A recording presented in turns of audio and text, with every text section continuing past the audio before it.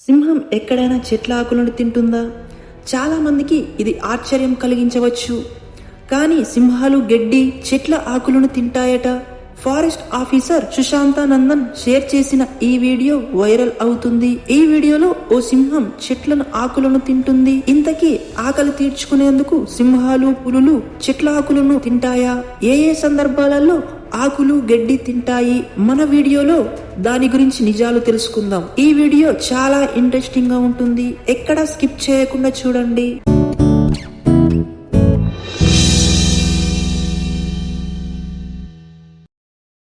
సింహం గడ్డి తింటుందా? ఏం మాట్లాడుతున్నారు? అడవికి రాజు.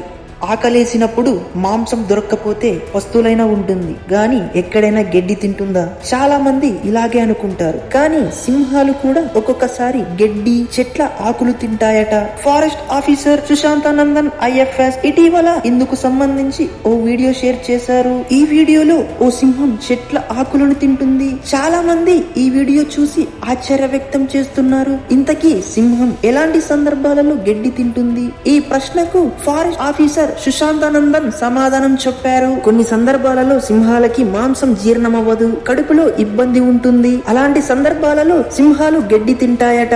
కొన్ని రకాల గడ్డి వాటికి ఉపశమనం కలిగిస్తుంది. కొన్నిసార్లు సింహాలు చెట్ల ఆకులను తింటాయి. తిన్న మాంసం అరగక పొట్టలో ఇబ్బంది ఉంటే వాంతి చేసుకునేందుకు అవి చెట్ల ఆకులను తింటాయట. బాగా ఎండలుగా ఉన్నప్పుడు డిహైడ్రేషన్ నుంచి బయటపడడానికి కొన్ని సందర్భాలలో సింహాలు పచ్చని చెట్లను, ఆకులను తింటాయట. అధిక ఉష్ణోగ్రతల నుంచి అలా ఉపశమనం పొందుతాయట. సింహాలే కాదు, పులులు కూడా కొన్ని ప్రత్యేక సందర్భాలలో గడ్డి, చెట్ల ఆకులను తింటాయని నిపుణులు చెప్తున్నారు. మరో ఆశ్చర్యకరమైన విషయం ఏమిటంటే సింహాలను చాలా మంది మాంసాహారులు అనుకుంటారు. కానీ వాస్తవానికి అవి ఓమ్నివర్స్, అంటే మాంసంతో పాటు కూరగాయలను కూడా తింటాయి. అయితే అడవిలో ఉండే మృగరాజులు ఎక్కువ జంతువులను వేటాడి తినడంలోనే ఆనందపడుతాయట. సింహాలను, పులులను పెంచుకునే కొంతమంది వాటికి మాంసాహారంతో పాటు శాకాహారాలని అలవాటు చేస్తారట.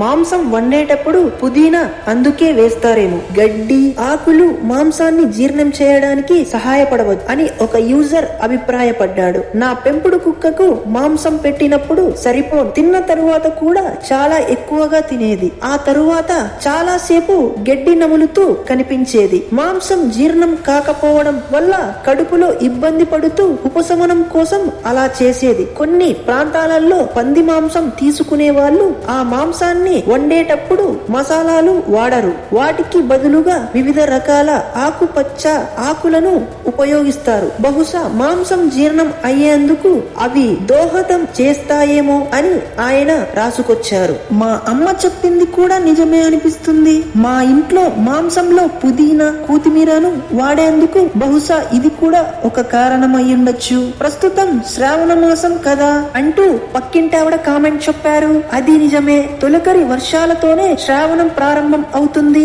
వర్షాలతో చిగురించే లేలేత గడ్డిని మేకలు, గొర్రెలు అబాగా తింటాయి. అయితే కొత్తగా చిగురించే ఆ గడ్డిని ఎక్కువగా కీటకాలు, పురుగులు ఉండే అవకాశం ఉంటుంది. అలాంటి గడ్డిని తిని ఈ కాలంలో అవి తరచూ అస్వస్థతకు గురవుతూ ఉంటాయి. ఈ సమయంలో మాంసాన్ని తినేవారు కూడా ఇదే రకమైన ఇబ్బందులు ఎదుర్కొంటారని వైద్య నిపుణులు చెబుతున్నారు. తొలి ఏకాదశి రోజు ఉపవాసం ఉండటం వెనుక ఇలాంటిదే సైంటిఫిక్ రీజన్ ఉందని పండితులు చెబుతున్నారు.